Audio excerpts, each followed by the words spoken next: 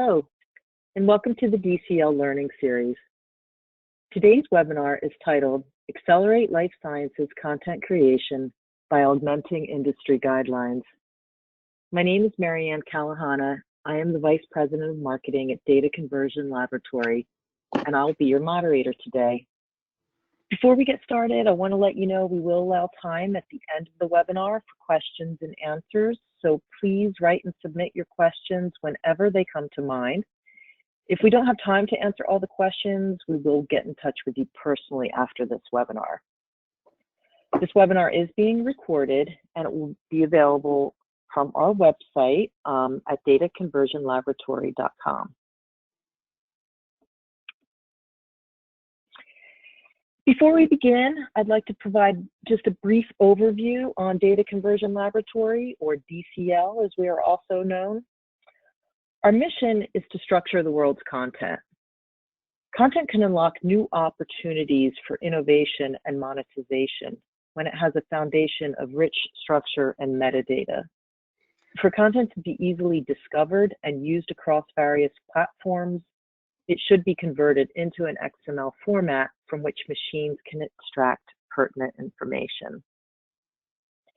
And DCL services and solutions are all about converting, structuring, and enriching content and data. We are one of the leading providers of XML conversion services, data conversion, structured product labeling or SPL conversion, and S1000D conversion.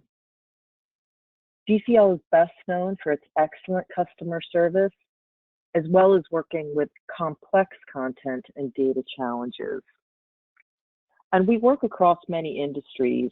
Here on this slide are just a few of the representative customers with whom we engage across the markets we serve. So we have a lovely panel lined up for you today. I'm happy to introduce Mark Gross, President of Data Conversion Laboratory, Ann Rockley, CEO of the Rockley Group, and Val Swisher, CEO of Content Rules. Mark, I'm going to turn it over to you. Okay, thank you, Marianne. Just in terms of FDA approval and working in the pharmaceutical world, I thought there was some interesting facts about it. It's this is not meant as a history of the FDA and its oversight of pharmaceuticals, which is a fascinating history by itself. But it's interesting, I think, that less than 120 years ago, there was almost no oversight at all. There was no regulation. It started in 1906 when Theodore Roosevelt signed into law the Food and Drug Act, which merely prohibited the interstate transport of foods and drugs that had been adulterated. That is, they weren't checking anything other than it had to match what the label said. Other than that, nobody really did very much of anything. No pre-evaluation, didn't deal with false or fraudulent claims. That was it. It wasn't until 1938, right at the height of the Depression, really, that FDR, Franklin Delano Roosevelt, put into place the Food, Drug, and Cosmetic Act, which was really a result of a number of scandals that happened through the 30s, and those muckraking journalists of the 1930s who were after him. It was after 100 people died in 1937 in what is called the elixir tragedy, which an elixir, a sort of drug which was toxic and untested, was sold as a drug. So this act was the first time it really mandated a pre-market review of the safety of new drugs. It banned false claims, authorized some level of enforcement, but not much other than that. But by the way, I thought it was interesting. I didn't know that FDR and Teddy Roosevelt were related. They're fifth cousins. And Eleanor Roosevelt, who was Teddy Roosevelt's wife, was FDR's wife, was actually Teddy Roosevelt's niece. So it's a little fact for those trivia games. So this expanded over the years. It wasn't until 1962 the CAF Hour Harris Act, which amendment, which was really the revolution of FDA regulatory authority. It's not that long ago, and it required new drug applications would show substantial evidence, was the terminology, of a drug's efficacy. So it wasn't until 1962 that you actually had to prove that a drug actually did what it said it did. Now, all that over the years has meant more and more documentation to support drug applications. And in the days when paper filings were required, it was not that long ago, I think 20 years ago, you still had to do much of that. There are many stories of semi-trailer trucks like this one pulling up to the FDA to unload the required paperwork. So that's a lot of paper. Today, the delivery documents is electronic, but still, I think that visual is helpful in understanding just how much content you need to deal with when you're dealing with pharmaceutical applications. So, and today, the need for speed and communicating is higher than ever. The current situation with COVID just highlights the life-saving importance of being able to process a drug and get it to market very, very quickly. But even in normal times, research moves quickly and people are waiting for life-saving cures. And it's all waiting for the proof of efficacy to be proven and provided. And certainly more prosaically, in addition to saving lives, the faster to market, the quicker companies may make sales. And the longer they have patent protection, which runs out after a certain number of years, and that all pays for the next drugs to be developed. Okay, next slide, please. Which gets us to controlling and structuring content in an environment where you're dealing literally with millions of pages and charts and other kinds of information, which has to be shared. It has to be shared with lots of people these days, lots of people involved. It has to be shared with researchers, contractors, partners, regulatory authorities, and others, all of which makes it much better to work with structured content so that you can really work with it and find things, and also to follow standards so that everybody's working with the same things. It's much easier if everybody's reading documents in the same way as you're producing them, for them to be able to respond and test and look at things. And it's really hard to find things in that semi-truck trailer. So organized, structured data speeds up the process, makes it easier, and it's a very expensive process today. So anything you can do to make it easier and less expensive and quicker is very important.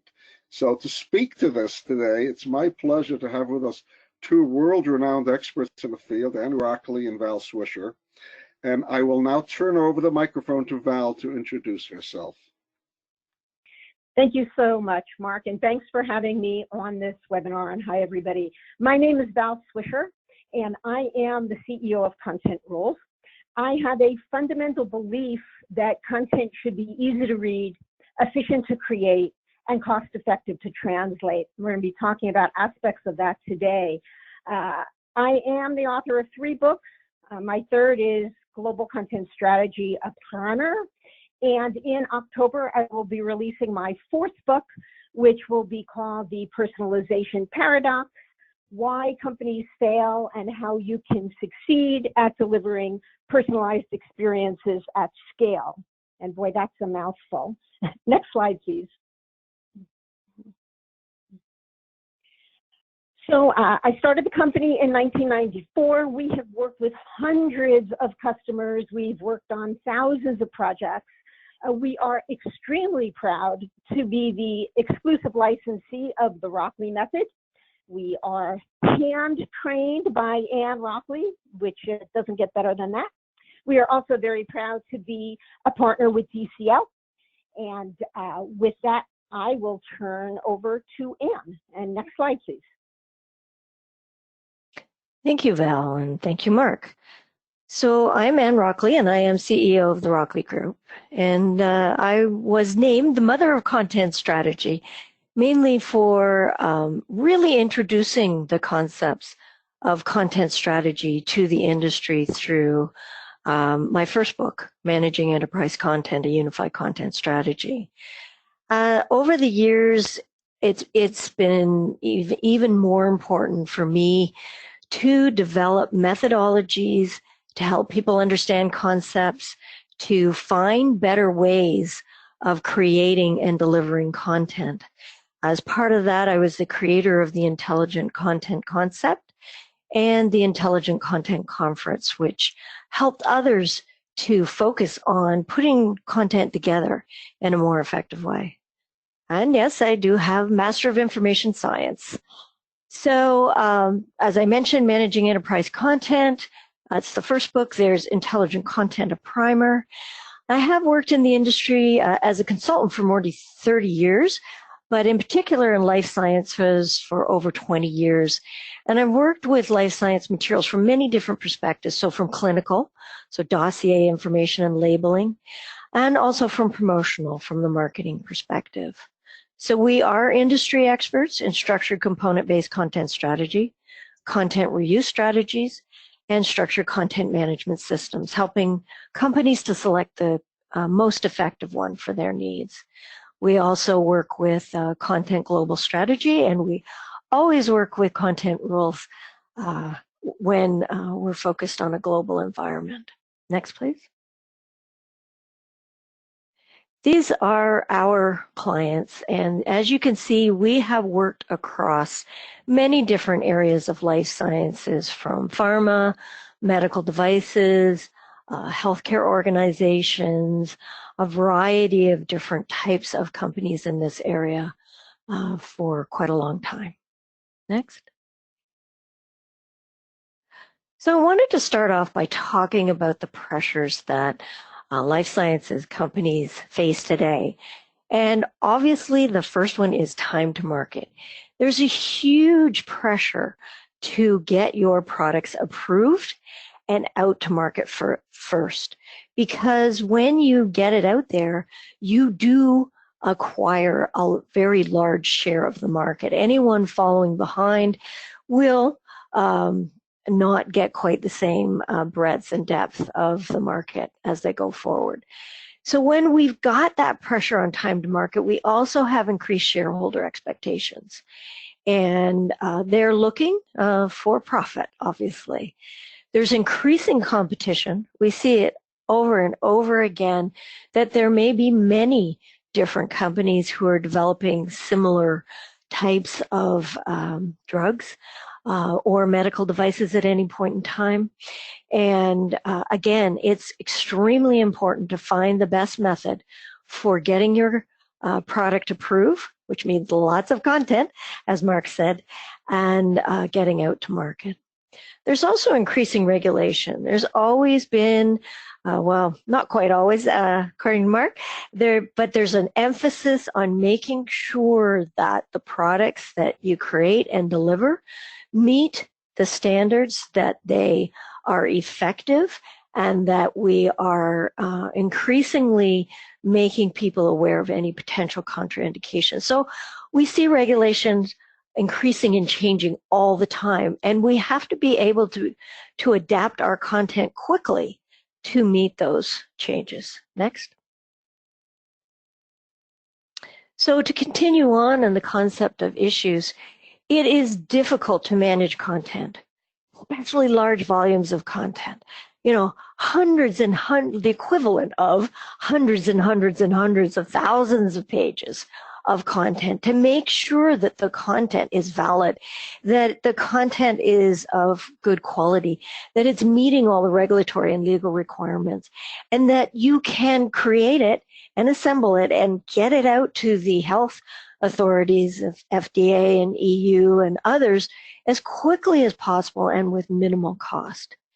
It's really hard to locate content when you've got that massive volume and you've got many different teams working on that content. So if you are not able to locate the content and pull it together in a consistent way, it makes for cumbersome reviews.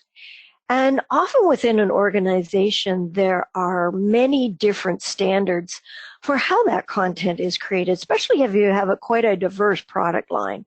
And you'll have different teams who may be creating their, protocol in quite a different way than another team is. And it's published in many different formats going forward and many different languages. And it may be tagged with different metadata. So that makes it even harder to find.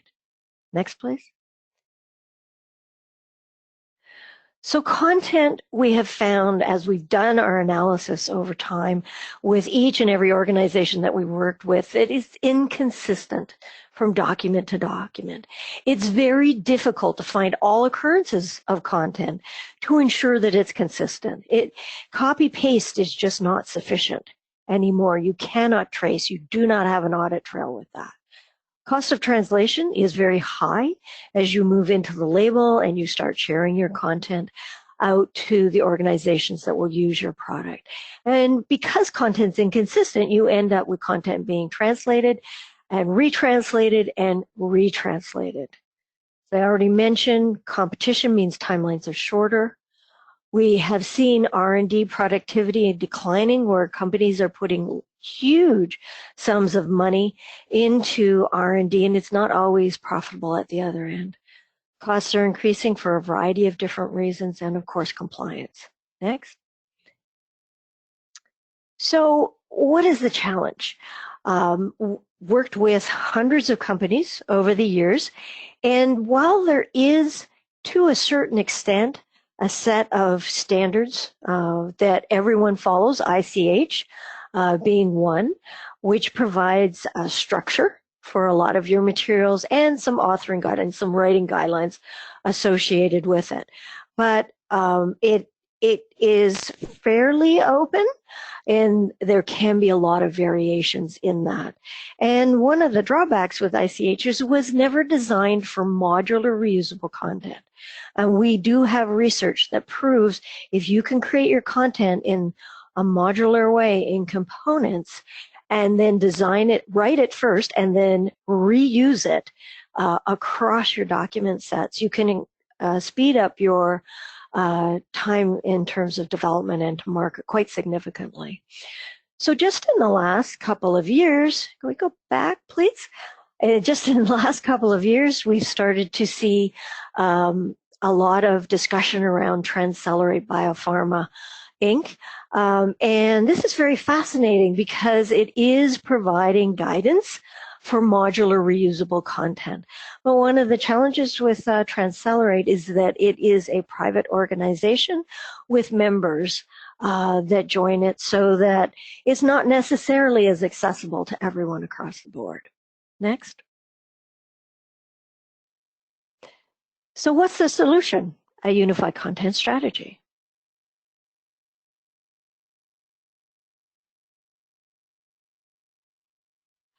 So a unified content strategy is a repeatable method of identifying all content requirements up front, creating consistently structured content for reuse, managing that content in a definitive source, and automatically assembling content on demand to meet your needs. Next. We are using a unified content strategy in many different areas, as I was saying in the beginning. So we're using it in clinical, with a clinical study report, the summary of clinical safety, SCE, SCO, others, and of course in labeling with the core data sheet, the USPI, the SMPC, and of course many, many other areas. Next. So there's a number of benefits associated with creating a unified content strategy. Next. One of the biggest things is it's less work to create content. It's less work to maintain that content. It's less time to review the content. It's higher quality and consistency. And the reason for this is because you are creating very structured content that is modular and designed for reuse. Write once, use many. Review create once and review once along with it. You, of course, get better use of resources. So we have repetitive processes are reduced, and you get more value-added work. So instead of people working on the mechanics, trying to make sure it's all consistent and you got, you know, the right information in the right place, you're putting your time and effort into the message, into the strategy associated with that message, and ensuring that you are communicating as effectively as possible. Next. There's increased consistency. If you create content once and you reuse it multiple times, then you can be assured that everywhere that that content appears, it's consistent. And by having writers follow structure and following structured authoring guidelines, it's also more consistent. You don't get all sorts of different ways of writing the same type of information. Next. You have improved quality. Because again, once you've written that content and it's reused, you can guarantee that it's accurate and consistent. And your reviewers are looking at that content in many different contexts, but the one piece of information, so you know you have improved quality. It's structured for consistency and readability. Next. So a unified content strategy defines what is the structure you want to apply to your content. Does it differ from the standard and the guideline? Are you starting off with ICH and then you're modifying it? Where are you modifying it? Where does it differ? Why did you decide to make that decision to have it differ? What are the variants? So we can create consistent content, but we know that as we produce our information that we have to vary it. Maybe it's your CSR varies based on the phase of the study that you are reporting on at that point in time. Maybe it's the disease condition. So you'll have one variation, say for oncology, and another variation for something else. But each and every time you work with that variation, it's consistent within the context of that variation. And there can be other reasons why you might have variants, but you're very clear in defining those variants and you're consistent with those variants. You take a look at the information and you communicate to your medical writers and your co-authors what part of that structure is mandatory, what's required, how much of it is optional, how much of it is dependent upon a certain situation being true or not. Say, for example, that if you're writing about a small molecule, well, then you want to use this type of information. But if you're writing about a large molecule, you should be using a different set of information. And how structured is the actual content when you get to it? So if you're looking at the paragraphs and the phrasing and the way to put together your information, how structured is that? How consistent can that be? Can you actually come up with almost boilerplate content that, of course, you have variations for data and variety of different things like that, but how structured could you make it so that the focus is on, as I said before, the message and less on the tweaking? Next slide. So if we continue into this, into the detail, what content is for writing guidelines only. So in some cases, you can't 100% structure it, but you could give some really good guidelines. How much of it is standard? What are the variables? What's the data? Where's it coming from? Can you tie it directly into the production of the data that's associated with your information? When you get into the content, you know, how much of that varies? So you use this paragraph in one situation, use that in another. Let's say it's, if there were a small number of deaths, you have this standardized content. If there were a larger number of deaths, some other piece of standardized content. Well, what if there were no deaths? Well, then you have yet a third standardized piece of content. So you know how it's going to vary. You have defined it as part of your content strategy. Next. And then we are looking at a reuse strategy. So what does a reuse strategy do? Well, one of the biggest things with a reuse strategy is we are able to define a pattern for that information so that certain types of information maybe is always created in one location, reused in a summary or in a conclusion. We identify very clearly what is the source, what is the single source of truth for that content, where is it created, and where is it reused, what is the target, so we know exactly where that is. what content is planned reuse so we can determine it in advance, and what might be ad hoc where we're not going to know because it very much may vary based on the clinical study and the trial. We define whether content is verbatim or as is, meaning you don't change it, you simply reuse it the way it is, or if you can make a modification to it for derivative reuse, which is reuse with change. We figure out what is the granularity of reuse. Are we talking about components? What about subcomponents? Are we going down to something even smaller, like a fragment or a sentence? Or maybe you don't want to support that kind of reuse. It is a little bit more technically challenging. Or what about going up in size? Can I reuse a whole section somewhere?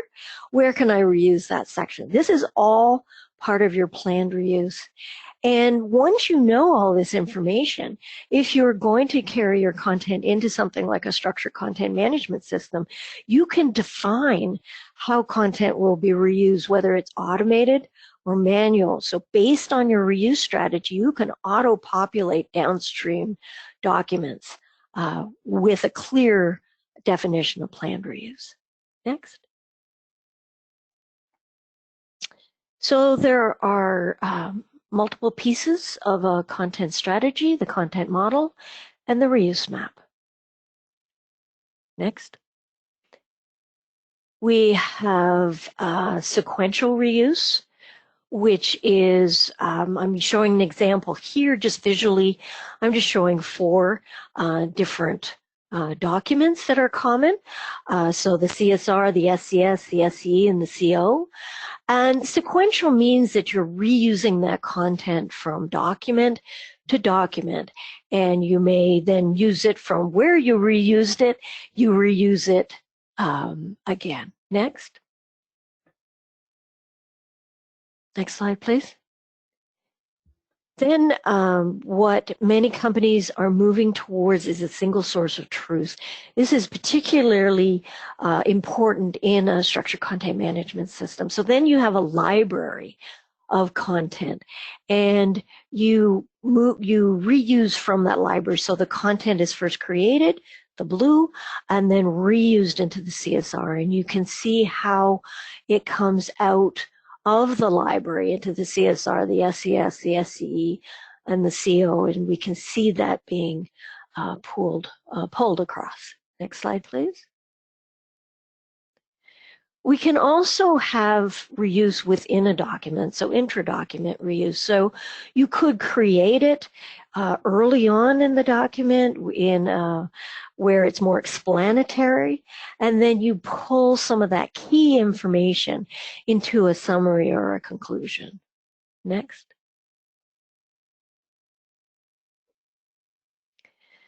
So, what does a content model identify? Well, in order to reuse content and be successful at it, the first thing you need to do is develop the structure of that content that you're going to reuse.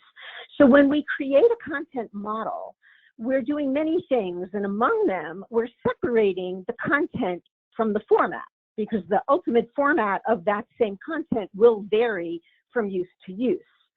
The content model enforces consistency, and that allows us to strategically reuse the different pieces of content. It's all part of your plan. It's all part of your content strategy. And as we've been saying, when we reuse content, when we structure it, when we have a model for the different types of content, then the quality of that content goes up and the amount of effort it takes to create that content goes down. Next, please. So among the things that models define, models are really important. Of course, models define the purpose of the content, define the semantics that we're going to use associated with that content. Models define a hierarchy of content. So what is above what comes from what? A model defines the level of granularity that we want to get to in terms of reuse. So it could be something as large as a component. It could be even smaller and smaller and smaller. So large as a paragraph, multiple paragraphs. Sometimes we even get down to the sentence level. How we're going to reuse it, we're going to have boilerplate. So some of your content can just be auto-populated when you plan the reuse. And of course, we always have guidelines that go with all content modeling. Next. Okay. So when you develop content models, you're going to develop a couple of different kinds. And the first, you're going to develop an information product model. So that's a document model. That's the big model into which you will put all of your reusable components. So we need that type of model that structures our final output. Now remember, that's not the format, that's the structure of the content itself. And then we also have component models. So each different component that goes into that final information product, what is the structure of each part of those models, each component? So you're going to develop your corporate content structure. And then, of course, we know that we're going to have variables, because when we reuse content, there will be times in that content where we have to swap out different things according to our data. And we're going to be able to map the variables to the data. When we work on a structured writing project, can you go back one? Sorry. When we work on a structured writing project, we always make sure that we develop structured writing guidelines. So these are guidelines for all of your authors so that they understand how they need to write in this type of scenario. How do you write in components, and how do you write for reuse? Because if you know in advance, we're specifically going to be using this component in these different things, we need to make sure it's written in a way that that component can be used in multiple circumstances. Next, please.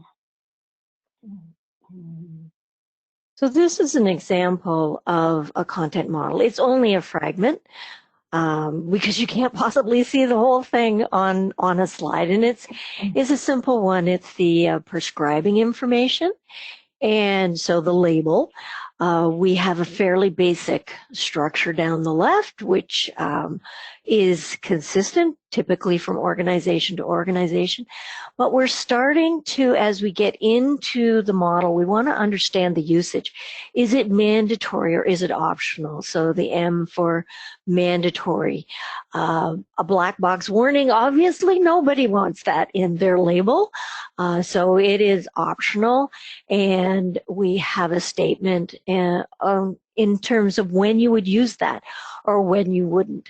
What is some of the boilerplate? Are you boilerplating the titles? We're only showing titles here to a certain extent until you get down to towards the bottom of the model, and you can see we're getting into the boilerplate text itself. And things like phone numbers, if you boilerplate this and you create a placeholder for phone numbers, you can automatically change that number depending upon the region where that content is going to. Next slide, please.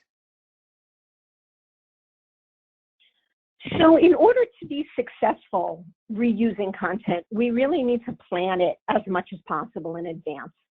So we create what's called a reuse map. And the reuse map identifies a number of things. Of course, it identifies the source and what we're creating. It also identifies the target. And are we going to reuse content as is, or do we need a derivative of that content? And how are we going to do that? It also defines whether this particular piece is required or if it's optional.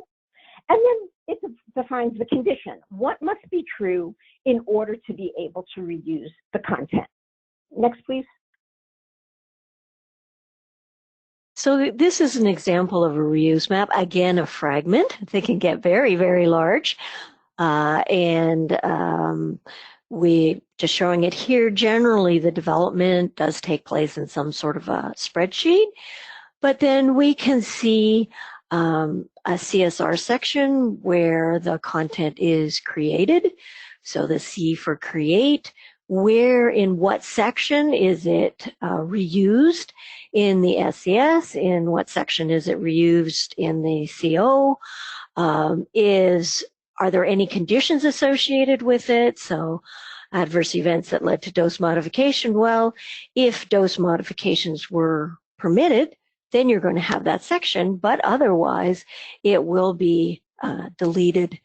And things like pregnancies, it may be required. In some cases, it may be optional. So we are planning out where the content is sourced from, where the target is as it goes downstream through the information.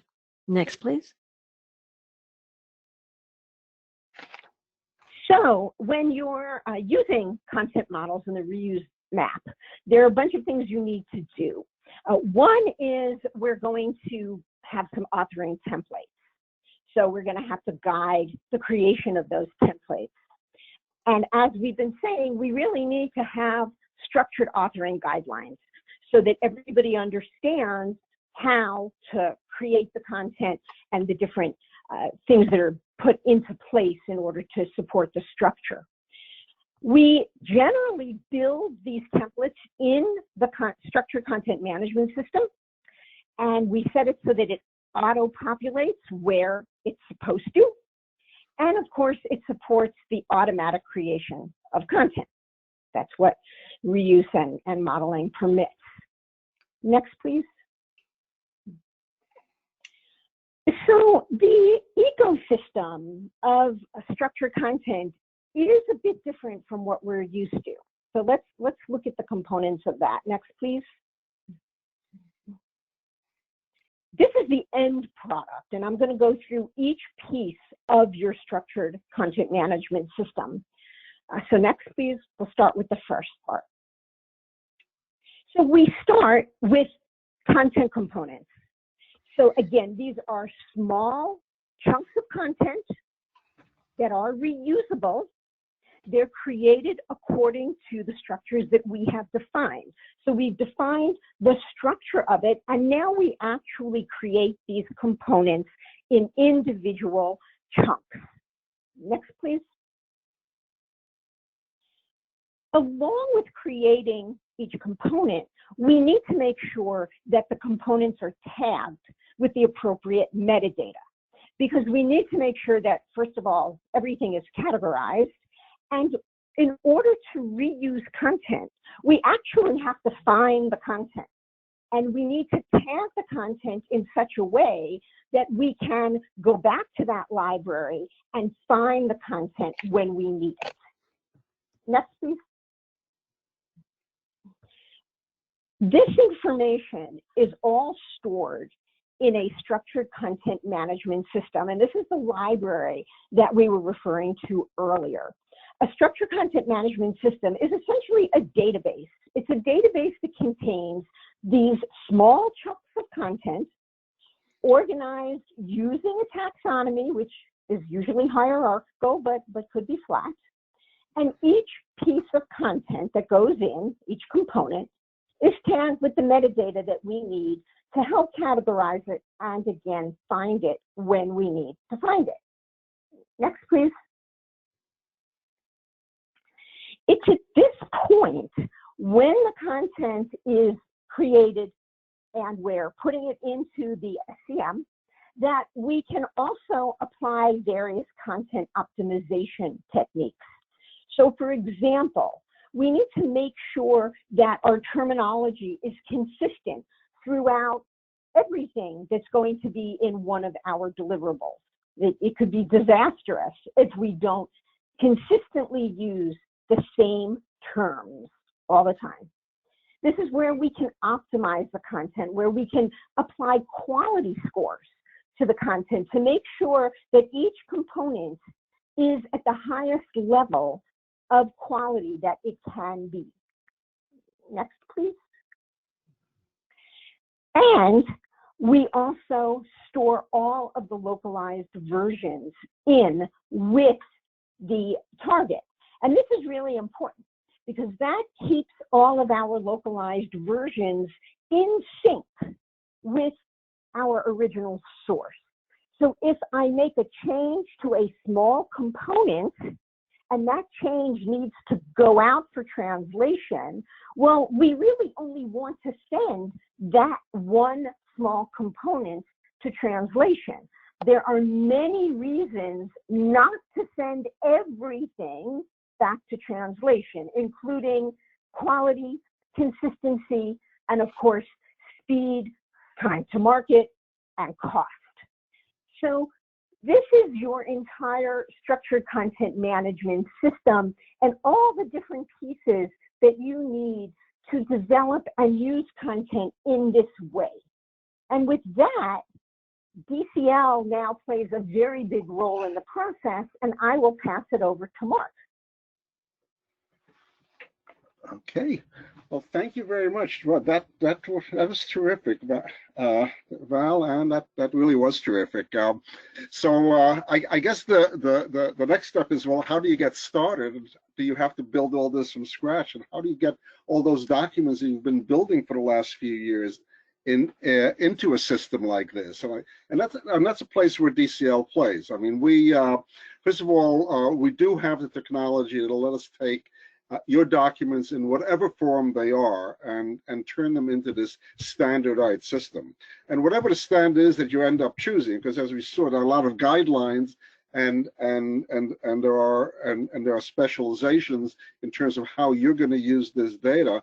But there is and that's we can take that pile of documents and pile of information, whatever, it's coming in Word, it's coming in some on paper still, coming in one kind of XML, and now it needs to move on. So that's an area that we can help, and that really speeds up the process tremendously, because you don't have to start rewriting everything from the beginning. You can just use whatever you have. Those are tremendous assets you've got.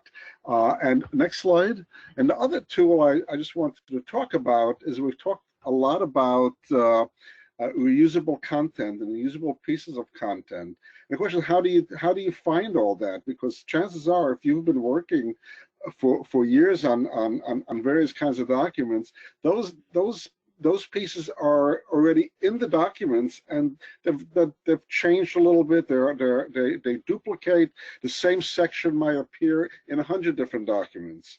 So a tool among the tools that DCL provides is a tool called Harmonizer, which, as it says, harmonizes your content.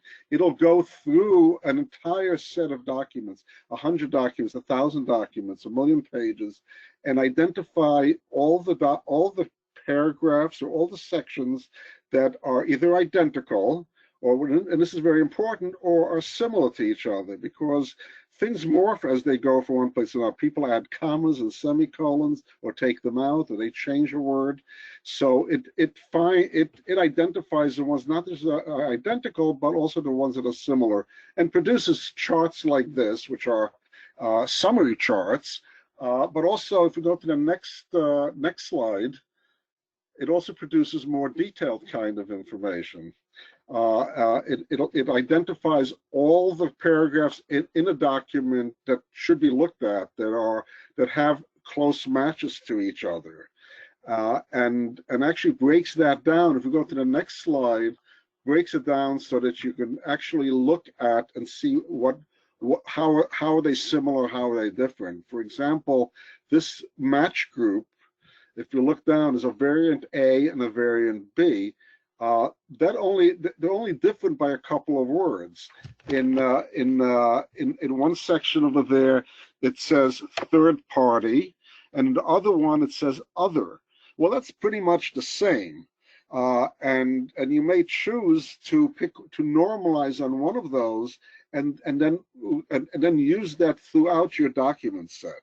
And by doing this, first of all, you reduce the number of sections or paragraphs that you have there, but you also maintain less information, as we discussed before, and there's also a lot less risk that you'll make an error from one place to another. There's a lot less time spent on not just translation, but also just legal review and all kinds of other review. So it's really very valuable to be able to do that. And this is a tool that lets you do it. It shows the way it shows the two variants, and on top, it's really a composite of all the variants you have. So if you've got 50 paragraphs, it might show you there's really only 3 or 4 variants that might occur over there. And on the left over there is a navigation aid that lets you go and go through the entire document set, to just be able to look at the heads of each of the paragraphs, so you could just go through and see for each paragraph what variants you should do. So it's really a tool to just help that. I think it reduces the amount of little stickies that you put into your documents, and I've seen some of those, been to workshops where we're doing that, and just books spread out all over with sticky pads. This sort of reduces that a little bit. And with that, I think, is that the last slide? Yeah.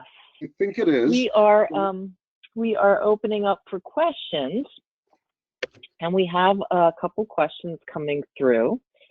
So thank you, everyone. But now that we have our industry experts, if we could toss a few questions your way.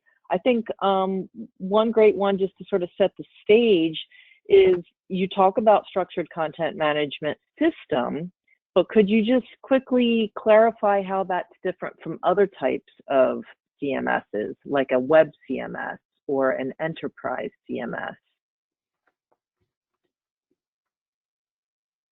I guess I'll take it. I'm not sure if Dan or I will take it. So in a structured content management system, what we need is we need components, and we need to be able to store these very small components in a way that we can find them again and again. And oftentimes in web CMSs, they don't really allow us to get down to that level of granularity.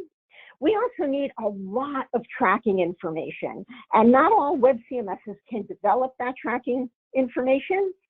And web CMSs are really designed to store and manage web content. And the output that we're producing, while some of it may go on the web, is really not developed specifically for the web. So a structured content management system is really going to provide all of those elements that you need to successfully componentize your content and be able to retrieve it in small reusable chunks, and then free of format, be able to marry it to some type of publishing system where you will then be able to get all different types of content. Thank you. This one is probably for Mark. How should one get started with a content audit? Well, I think the first step is to do an inventory of what you have, because I think very few people know what they actually have, and to really classify all the documents that are going to be part of all this, and first of all determine which parts do not need to be there, but the ones that need to be there, identify what format they're in. Does it need to be broken apart? Where does it fit into the structure? So that gives you a sense of how big the bread box is, what needs to be done. And I think that's that first step, to just really identify what you have there. Once you've got that, then you can develop a strategy for how do you convert it, what kind of conversion needs to be done, which things should be automated, some things may not be enough to be worth automating, maybe it's a simpler process, or parts can be very large and really are worth a lot of automation. I think that's the first part in terms of that pre-conversion,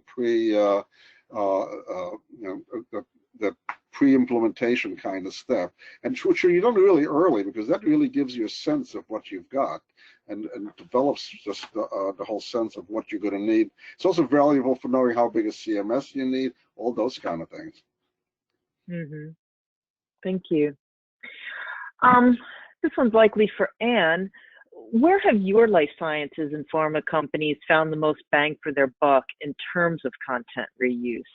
Is that structured product labeling, clinical trials documentation, marketing info, other types of content? Could you share a little bit of your thoughts around that? Sure.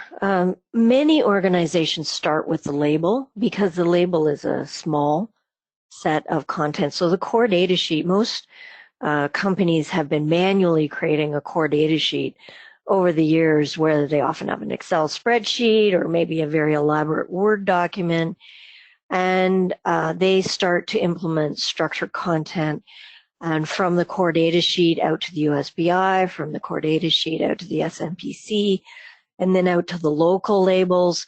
So that's often a good first step for an organization who's interested in moving forward with structured content. Working with dossier content or clinical content, there's a lot of opportunities there to improve the process and to speed up the process. But because of the sheer volume of that clinical content, it may take an organization a little longer to get started and get to a tipping point where they're starting to see that value. But in terms of size and a long-term impact, it may be the clinical where a company is getting more results.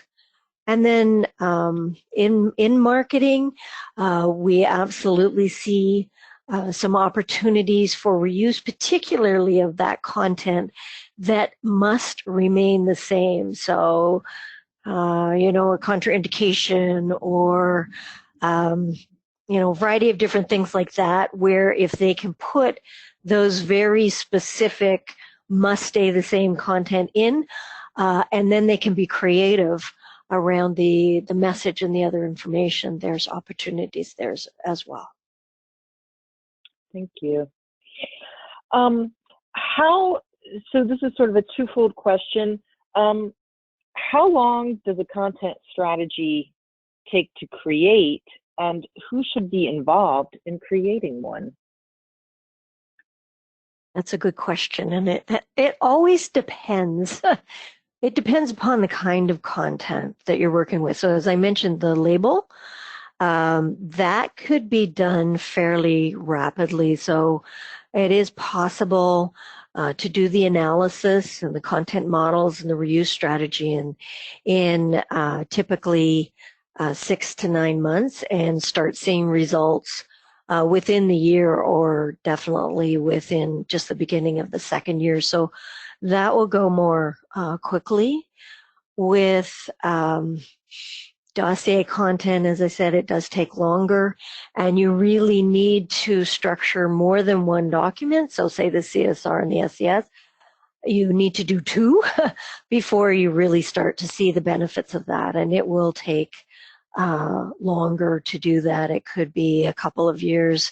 But then when you think about the timeline associated with clinical materials, we're often talking 5, 7, 10 years out. You start creating and then take advantage of something that some product that's at a particular stage. You can start bringing in and doing pilots with it. And then who should be on the team? You need, obviously, from the corporate side, you need really strong medical writers who have a good comfort feel with the content and know how the content has been produced previously within the organization.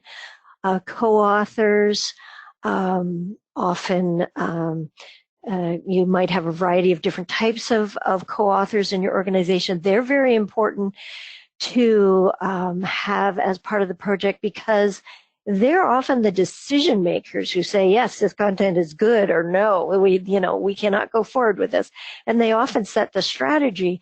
And so you need them involved to gain an understanding. What does it mean to create consistent, structured, modular content for reuse? because it was a very different for them. It's a paradigm shift. You're also going to need an expert. You're going to need somebody who understands content modeling for structured content. This is unlikely to be something that you want to sort of guess at or try to figure out on your own. You could get moving very, very quickly with a consultant who can come in and put you on the fast track, so to speak, moving forward with your information. And then one area that sometimes gets forgotten, and that's, you know, your biostats team or the people that are responsible for the data, because often in a current environment, people are copying and pasting tables, or they may be having to create tables, or make sure that they pull the right number off a table and put it in the content. And so if you can work with them and figure out where this data is coming from and be able to identify how you can tie it together, how you can help them to push data into the structured content for use down, you know, as you keep going forward, as opposed to putting a tremendous amount of reliance on the writers who have to get it absolutely right. They've got the right number, the right cell, the right everything else. Now, I'll say that medical writers are very, very good at this. But if we can relieve them from some of that tedium of exactly making sure, whereas they know it's right because it's automatically been populated, makes their life easier. So bringing in people from a variety of different areas helps you determine where to put your focus, how to create your structured content, what makes the most sense in terms of reuse, what you're doing today versus what you would really like to be able to do. Then you'll have a good solid team. And with that, Anne, do you think that, does one need a structured content management system? Well, you don't have to have one. Many organizations start without it, and they start in something like Microsoft Word when they're getting started. But think about it. Think how many pages, how much content goes into your deliverable. Now break that up. You know, think of for every page that you originally had, you're going to have a minimum of 3 components, maybe 5, maybe more, depending upon the granularity. So as you start to break content down into more and more component-based modular content, it gets a whole lot harder to manage that content. And if you want to do things like automated reuse, you can only do that with an SCM. If you want to do things like automatic content generation, you know, that is really hard with just a Word document. So in the beginning, great, you probably don't need it. As you're doing your analysis and your early pilots, probably not. But when you get into full production, I think you're definitely going to want it. Mm-hmm. Well, thank you, everyone. Thank you, Mark and Val. And most importantly, thank you, everyone, for attending this webinar. The DCL Learning Series comprises webinars, a monthly newsletter, and our blog. You can access other webinars that are related to content structure, XML standards, and more from the on-demand webinar section of our website at dataconversionlaboratory.com. I sure hope to see you at future webinars, and I wish everyone a great day. This concludes today's broadcast.